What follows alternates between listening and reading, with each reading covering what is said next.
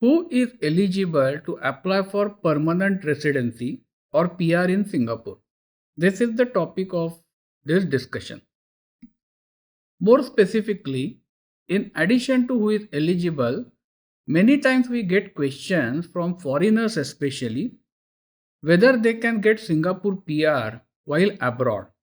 They expect that Singapore has some kind of point based system like Australia and Canada, and it might be possible to do it from abroad. So, we will discuss this in this presentation. So, when it comes to eligibility, there are 6 types of people who are allowed to file for permanent residency application.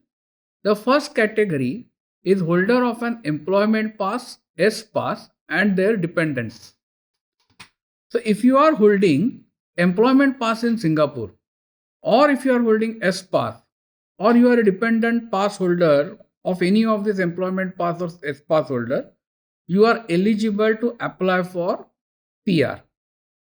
The next case is a spouse of a Singapore citizen or a permanent resident. So if you are married to Singapore citizen or PR, you will be able to file for PR. Then unmarried children aged below 21 years of age who are of a Singapore citizen or a PR are allowed to file permanent residency. Then aged parents of Singapore citizen. Then students studying in Singapore but with a specific criteria. So not every student will be eligible for this. And finally, foreign investor in Singapore, which is called a GIP program, are allowed to file for permanent residency. Now, out of this, holder of employment pass or S pass holder are almost 80% of the PR approvals in a given year, or even more than that, because statistics is not available. All other categories are insignificant proportion of these approvals. So the major chunk come from employment pass holders, S pass holders, and their dependents. So let's move on to the next slides, and we will have a look at some of these points, because for some of these categories there are more points to understand. So the first category, as we said, is of employment pass and S pass holders. This scheme is also called as Professional, Technical and Skilled Worker Scheme, PTS. And you can generally apply for PR 6 months after arrival in Singapore, so long as you have 6 salary slips. And ideally, you should have at least one IRS return completed. So even though legally speaking, you can file after 6 months, I normally suggest to file at least 1 or 1.5 years later. The next category is a spouse of Singapore citizen or a permanent resident. So if you are married to a Singapore citizen or a permanent resident, and married means legal marriage, Singapore does not really recognize live-in relationship or common law spouses. So if you are legally married and a marriage certificate is available, then when you come to Singapore, you will get an LTVP, long-term visit pass, and also PLOC. PLOC stands for personalized LOC. So using that, you can start working in Singapore.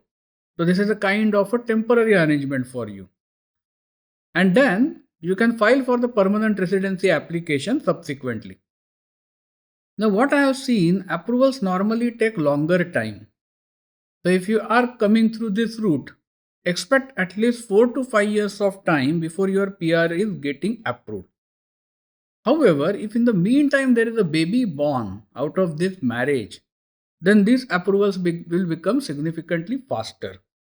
So my guess is that authorities might be worried about the sham marriages practice. So they want to make sure that the marriage is really legitimate and it is not some kind of arrangement whereby somebody is promising to other party that you get into the marriage and you will get the PR or citizenship of Singapore. We know that these kind of cases have happened in other countries like UK and everywhere. So maybe that is the reason why when baby is born, the legitimacy of the marriage is proved, and therefore the process then becomes significantly faster.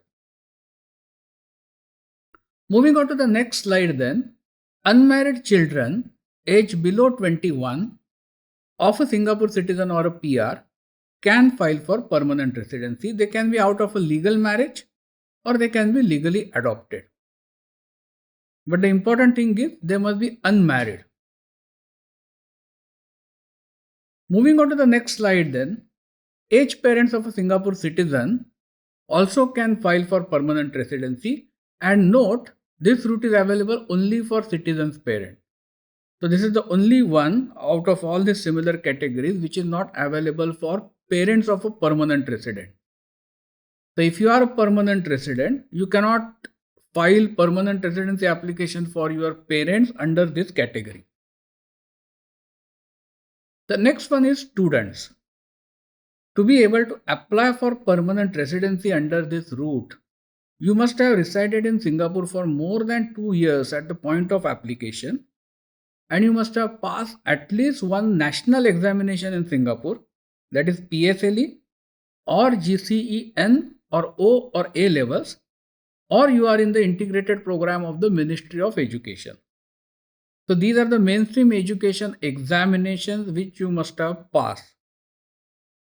So if you are in some other country and if you are thinking that I will enroll in some college in Singapore, maybe for a cooking course or for a designing course or some IT course, and then I will be able to eligible for apply for permanent residency, then that is not a case.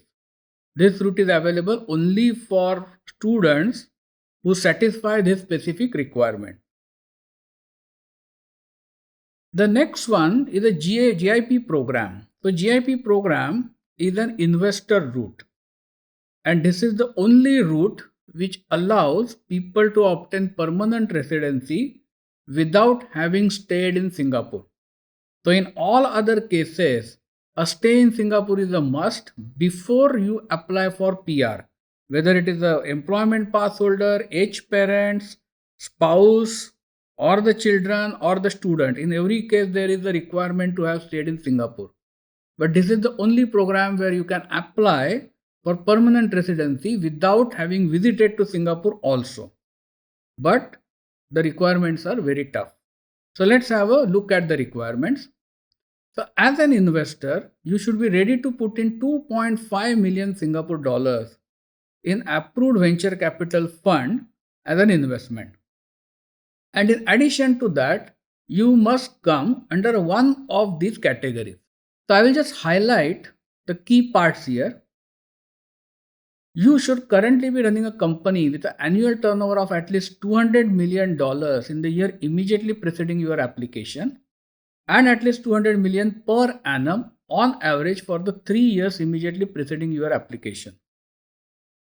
And if you see this point B of the first criteria, point B of the second criteria, point A of the third criteria, and point B of the fourth criteria, I will not go through each and every criteria and try to explain, but you will see the requirements are in the range of $200 to $500 million in terms of business turnover or net asset. So for majority of the people, this route is not available unless you really are a successful entrepreneur to this extent.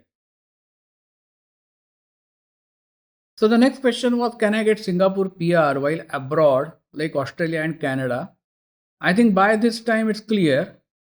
These are the only routes which I have presented here. And it is not like Australia or Canada where it is a point-based system where you can apply while staying in your home country and then subsequently relocate. Thank you for watching this video. Please subscribe to our channel today. PR Application is a leading immigration consultancy company in Singapore.